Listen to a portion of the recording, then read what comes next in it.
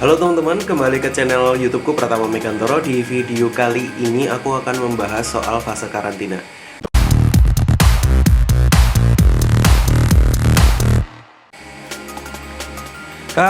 Halo teman-teman, kembali ke channel YouTubeku Pratama Megantoro.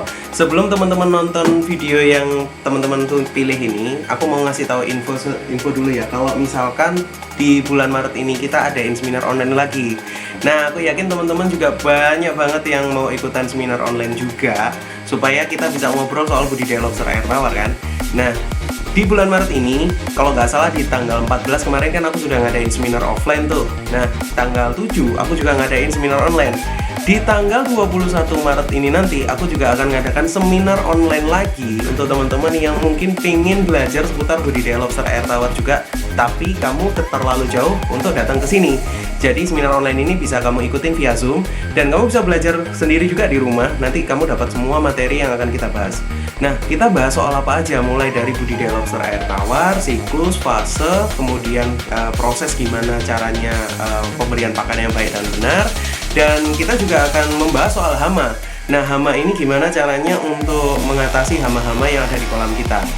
Dan teman-teman cukup membayar registrasi hanya Rp200.000 aja. Dan teman-teman sudah dapat voucher yang bisa kamu pakai di Tokopedia kita, itu senilai Rp1.000.000. Dan kita adalah satu-satunya yang berani memberikan voucher ini untuk teman-teman semua.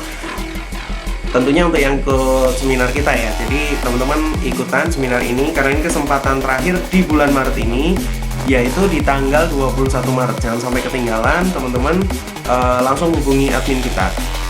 Jadi gitu dulu, selamat menonton. Mungkin agak berbeda dari beberapa videoku yang aku buat di kantor karena aku sekarang lagi di rumah. Cuman memang sebenarnya aku lagi nyiapin konten buat YouTube, gimana caranya YouTube ini bisa berjalan selama 1 tahun ke depan. Tapi aku persiapkan kontennya mulai dari sekarang. Jadi sampai kira-kira bulan Juli itu selalu akan ada video yang akan muncul posting setiap harinya. Makanya kalau misalkan teman-teman ngelihat videonya aku nggak lagi di kantor atau aku lagi ada di rumah, aku lagi santai, tolong diharap maklumin aja ya. Oke, balik lagi ke pembahasan. Kita akan membahas soal karantina. Nah, fase karantina di budidaya lobster air tawar ini akan kalian hadapi ketika si lobsternya ini sudah bertelur. Jadi istilahnya fase pemijahannya ini sudah kelar. Fase pemijahannya sudah teman-teman lalui dan akhirnya ada lobster yang bertelur. Fase berikutnya adalah fase karantina. Nah, fase karantina itu maksudnya apa sih dan fungsinya apa? Kita perlu tahu dan apa yang harus kita lakukan ketika fase karantina itu terjadi. Jadi gini, proses kawinnya dulu aku jelasin ya. Jadi kawinnya ini review dikit biar teman-teman juga ingat juga. Proses kawin ini terjadi ketika si jantan dan betinanya ini kawin di dalam shelternya. Dan biasanya proses bertelur ini, pembuahannya sukses itu ketika antara sel sperma dan sel telurnya ini bertemu. Jadi si lobster air tawar kalau misalkan kawin itu kan ada spermanya tuh, ada sperma yang nempel ke badannya si betina, kurang lebih nanti kayak gini nih. Nah, kemudian nanti akan keluar sel telur yang muncul dari alat kelamin si betinanya, kemudian melalui sel sperma itu dan akhirnya turun ke selaput-selaput yang ada di bawahnya si lobster air tawar itu. Nah, ketika proses pembuahan itu terjadi, bisa jadi proses karantina ini memang perlu dipersiapkan sama teman-teman karena sifat dari si lobster air tawar ini adalah teritorial. Dan kalau misalkan betinanya sudah bertelur, dia akan protek kepada calon anak-anaknya itu tadi. Nah, fase kawin itu tadi terjadi kan di dalam shelter juga. Ketika ada jantan yang mau kawin, dia akan berusaha untuk masuk ke dalam shelter tempat di mana dia sembunyi. Ketika betinanya itu bertelur, dia akan lebih menjaga banget shelternya. Jadi kemungkinan kanibal jantan itu akan lebih tinggi. Nah, kanibal jantan ya, bukan kanibal ini. Karena gini, ketika proses kawin itu, ketika jantannya menemui betina, jantannya pengen kawin, betinanya nggak mau kawin, jantannya pergi karena betinanya protek sama wilayahnya. Tapi kalau betinanya mau kawin dan jantannya ini tidak mau kawin, betinanya akan masuk ke ruangan shelter itu, berusaha untuk merebut shelter yang ada di jantannya. Biasanya jantannya akan kena kanibal. Biasanya seperti itu. Nah, ketika proses perkawinan itu terjadi, maka proses bertelur, si betina yang bertelur ini perlu dikarantina sebenarnya supaya tidak terjadi kanibal itu tadi. Cara mengkarantina itu kalian bisa pakai kolam soliter. Jadi kalian persiapkan kolam soliter atau kalian pakai bak-bak yang bisa digunakan untuk si lobster ini dipindahkan dari kawanan yang lainnya. Kalau yang aku lakukan di beberapa videoku sebelumnya, mungkin aku cuplikin aja sedikit labelnya. Itu kita pakai satu kolam yang isinya memang betina semua. Jadi posisi betinanya itu akan stay di dalam kolam itu dan dia tidak akan keluar-keluar juga di kolam-kolam yang lain. Nah, yang teman-teman perlu perhatikan adalah air yang dipergunakan di dalam kolam itu harus sama dengan air di mana dia proses terjadinya kawin. Jika tidak, biasanya si lobsternya ini akan stres karena dia ngerasa harus adaptasi dan posisinya dia juga sedang sedang pembuahan ya, sedang membuai membuai lah proses terjadinya kawin ya, sedang bertelur, sedang pengeraman. Itu dia biasanya stres lah. Stres pertama itu biasanya capitnya akan diputus sendiri duluan. Kalau udah kejadian kayak gitu, yang bisa teman-teman lakukan supaya menyelamatin si betinanya adalah teman-teman gimana caranya kembalikan lagi ke kolam yang tadi, tapi gunakan soliter yang sama. Ya apa ya maksudnya? Air dari kolamnya itu tadi itu harus sama. Intinya sih seperti itu. Nah, ketika proses karantina ini ternyata ada kesalahan di pengerjaan air, itu biasanya akan terjadi telurnya ini berserabut atau berjamur. Itu dikarenakan karena faktor-faktor macam-macam, bisa jadi dari suhunya dan TDS-nya yang tahu-tahu berubah, sehingga telurnya ini rentan untuk berjamur. Biasanya fase bertelur di umur 2 mingguan. Fase-fase bertelur itu seperti apa? Aku cuplikin kayak gini ya. Aku kasih cuplikan, ini adalah tabelnya.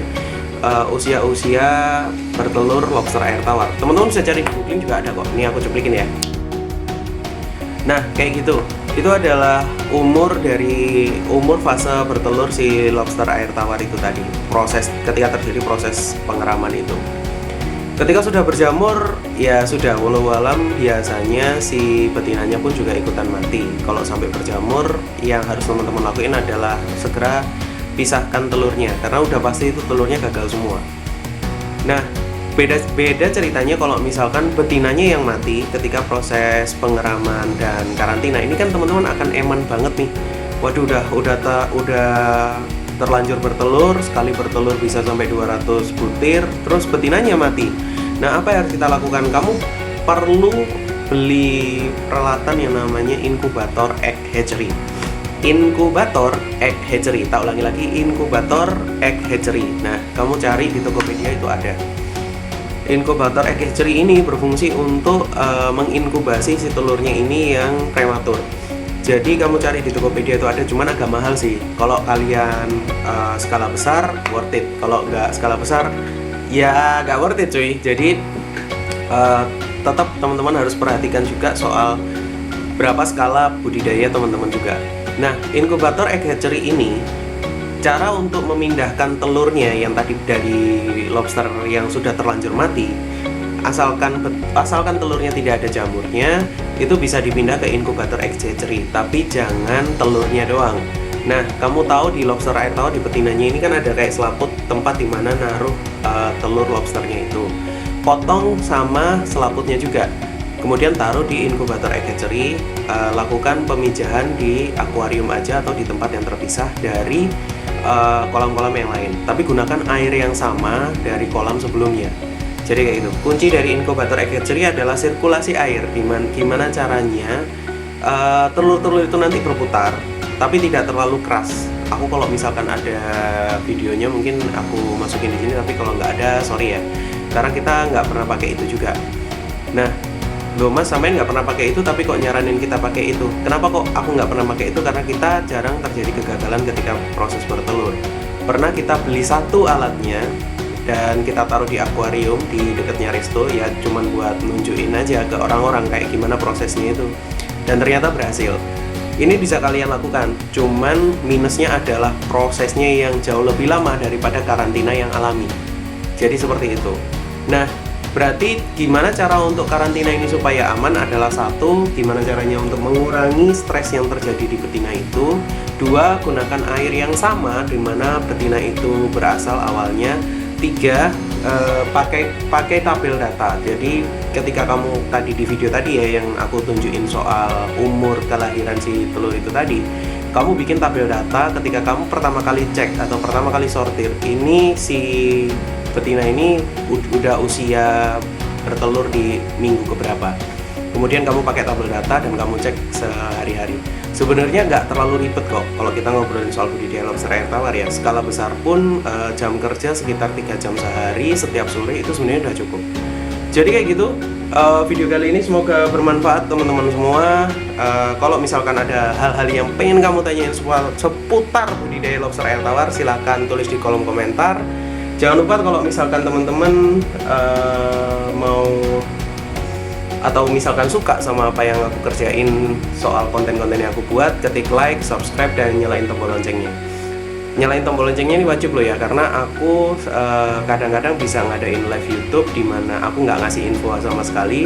Di situ kesempatan kalian untuk ngobrol, tanya jawab seputar budidaya lobster air tawar sama aku. Karena apa kok kayak gitu? Karena nggak akan aku posting di konten YouTube, jadi kalian nggak bisa nonton ulang. Nah ini kan kesempatan banget buat kalian ngobrol sama aku. Jadi kayak gitu. Thank you semuanya. Sorry kalau misalnya ada salah kata, and see you next time. Bye.